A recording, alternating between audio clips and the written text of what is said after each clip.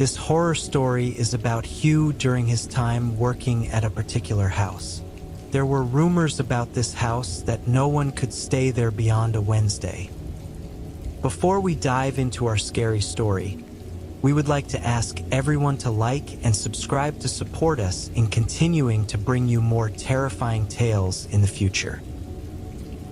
About 10 years ago, when Hugh was unemployed, he had been working at a small factory in the Bang Na area. After the factory shut down, Hugh didn't know what to do next. With his limited education, finding a new job was quite challenging. Driving a taxi wasn't much of an option either because he wasn't familiar with the routes, having only moved to Bangkok a few years earlier. One day, however, a former coworker from the factory called Hugh. The coworker had found a job as a gardener at a house and mentioned that a friend of the homeowner, whose house was not far away, was also looking for a gardener. Knowing that Hugh was searching for a job, the coworker informed him and recommended him to the homeowner. The homeowner invited Hugh to come for a talk, and if things went well, he could get the job. When Hugh heard that, he was very happy. From what he understood about the job, it wasn't too demanding. The tasks involved taking care of the garden and maintaining the house's surroundings, with accommodation and 3 meals a day provided. This made Hugh very interested in the job. The next morning, Hugh eagerly traveled to the house. When he arrived, he found that the house was quite large, and the garden was spacious as well. After standing in front of the house for a while, a maid came to open the gate for him. Hugh told the maid that he was there for a job interview to be the gardener. Hearing this, the maid led Hugh into the house. Once inside, Hugh met the homeowner. The homeowner explained to Hugh that he had recently bought a new house in the countryside, so this house wasn't occupied much. He wanted someone who could take care of the house overall. The conversation went well, with the homeowner appearing cheerful and friendly. After chatting for a while, they seemed to get along easily. The homeowner showed Hugh the bedroom where he would stay if he took the job. The room was at the back of the house. The homeowner explained that he wanted Hugh to take care of the garden, maintain the interior, and look after the house while he was away. The homeowner mentioned that a maid was already hired to handle the cleaning, but she would only come once a week. After a short discussion, the homeowner asked Hugh when he could start if he was interested in the job. Eager to secure the position, Hugh said he could start the next day. Thus, Hugh got the job that day. He went home very happy, relieved to have finally found work. The next morning, Hugh moved his personal belongings into the house. Upon his arrival, the homeowner explained what needed to be done that day and outlined the main duties for the following days. He also provided an emergency contact number. After hearing the job details, Hugh realized that the work was quite minimal, primarily involving garden maintenance and house sitting. After going over all the instructions, the homeowner informed Hugh that he would be traveling to the countryside that day. He told Hugh to use the bedroom he had shown him earlier and gave him some money for living expenses. At that moment, Hugh felt incredibly lucky to have gotten this job. Everything seemed perfect. The homeowner was kind, and the work appeared to be very easy. That evening, the homeowner left for the countryside, and Hugh began settling into his new home. On the first night, after sunset, the overall atmosphere in the neighborhood was peaceful and quiet. The community was small, with only a few houses, each having a significant amount of space around them. This resulted in considerable distance between the houses, contributing to the serene and quiet ambience. After surveying the general condition of the house, Hugh went to bed as usual. The room he stayed in was not very large. Upon entering, there was a 5-foot bed directly in front of him. To the left was the bathroom door, and to the right, next to the bed, were a vanity table and a wardrobe. Near the entrance by the door was a louvered window. The room was well equipped, even featuring an air conditioner. However, being in an unfamiliar place made it difficult for Hugh to sleep soundly on the first night. He kept waking up intermittently but eventually drifted off to sleep without realizing it. The next morning, Hugh woke up early to start his work. His tasks for the day included watering the plants in the garden and removing the weeds around the area. While he was working in the garden, he suddenly heard a noise coming from near the fence.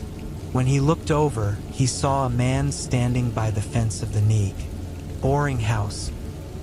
Hugh smiled and approached the man to introduce himself. The man introduced himself as Alex. Alex asked if Hugh was new because he hadn't seen him before. Hugh responded warmly, explaining that he had just started working there the previous day. Alex then asked, "How did you sleep last night? If you have any questions or need anything, feel free to ask me. I'm happy to help because I'm the housekeeper next door." Hearing this, Hugh felt even more fortunate. Not only did the job seem great, but he also had a helpful neighbor who could offer advice and assistance. Hugh thanked Alex and then returned to his work with a smile on his face. Hugh's work routine remained consistent, and living in the house continued to be uneventful for the next 3 to 4 days. However, one night, Hugh noticed that the atmosphere around the house felt quite different. Normally, there would be some background noise, but this night was exceptionally quiet. There were no sounds of insects or any other noises at all. The silence was eerie and unnerving, making the night feel particularly creepy. That night, Hugh went to bed early as usual, but he couldn't shake off a feeling of unease. Trying to ignore it, he eventually managed to fall asleep. In the middle of the night, Hugh was jolted awake by a loud noise. It sounded like someone was pulling a rope tied to a pole. He slowly opened his eyes and glanced towards the louvered window, trying to see if there was an intruder or anything unusual outside. The shadows cast by the curtains made it difficult to see clearly, but the noise gradually faded as Hugh sat up. Deciding to investigate, Hugh cautiously got out of bed and tiptoed to the window. He carefully opened the curtain with his fingers, peeking out both to the left and the right. However, everything outside seemed perfectly normal. There was no sign of anything amiss, and the eerie quietness had returned. Hugh stood hidden by the window for nearly 5 minutes, ensuring nothing was amiss. Confident that everything was normal, he turned around to head back to bed. But as he did, he was horrified to see a pair of feet at eye level, floating in front of him. Stunned and terrified, Hugh slowly looked up along the legs. He saw the body of a man hanging from a pipe above the ceiling. The man's appearance was gruesome, with bulging eyes and a tongue protruding from his mouth. The body hung motionless, creating a chilling and terrifying sight. At that moment, Hugh was paralyzed with fear, standing there trembling and unable to move. He could only stand and stare. But suddenly, without warning, the figure started to sway back and forth. This sight intensified Hugh's fear even more, making it hard for him to stay on his feet. He had no idea what he was encountering.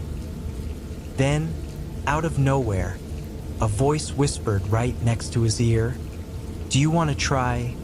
Upon hearing those words, Hugh immediately fainted. The next morning, Hugh was awakened by the sunlight piercing through the window. He found himself still lying on the floor of the room, but not in good shape. His pants were soaked with his own urine, a result of the fear from the previous night. Looking up at the spot where he had seen the man hanging, Hugh noticed that the ceiling panel was closed, unlike last night. After sitting there motionless for a while, regaining his composure, Hugh got up to take care of his personal hygiene, took a shower, and then went outside to tend to the garden as usual. He decided that if Alex showed up today, he would ask him about what exactly happened in the room he had slept in. After working for a short while, Hugh's eyes kept glancing at the fence, wondering if Alex had arrived yet.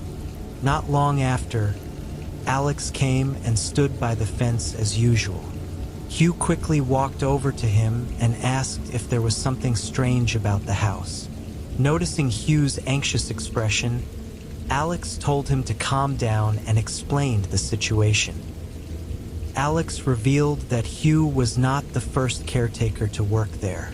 Before him, there had been 3 or 4 others, but most of them didn't last more than a week. Especially if their start coincided with a Wednesday, they tended to leave even more quickly. Alex explained that everyone who worked in the house experienced the same thing, seeing a man hanging above their bed. He then revealed that the man was the former caretaker who had worked there for about 2 years. The incident happened last year.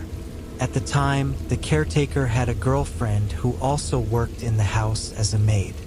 One day, they had a severe argument, leading the woman to resign and move out the next day. The caretaker tried to reconcile with her, but it was futile. He later found out that she had a new boyfriend, which caused him immense stress, sadness, and depression. He couldn't eat or sleep properly. On a Wednesday morning, the homeowner noticed that the caretaker hadn't started his work as usual. Concerned, he went to check the caretaker's room and found him hanging, having taken his own life. After the incident, every new caretaker who started working there would encounter the terrifying event on a Wednesday, seeing the apparition of the man hanging. This haunting experience made it impossible for any of them to stay. When Hugh heard this, he felt very troubled. The terrifying event he had experienced the previous night still haunted him during the day. However, quitting would mean losing his job and income again. So he decided to call the homeowner and recount the entire incident. The homeowner listened calmly and apologized for not informing him earlier. He explained that he had tried to make merit and invited monks to bless the house, but the spirit of the former caretaker had never left. Finally, Hugh negotiated with the homeowner. He agreed to continue working at the house as usual, but requested that he be allowed to sleep elsewhere on Wednesday nights. The homeowner agreed to this arrangement. After that, Hugh continued working at the house without further issues, following his arrangement to sleep elsewhere on Wednesdays. He remained employed there for about 3 years. Eventually, the homeowner decided to sell the house, and Hugh moved out from that day onwards.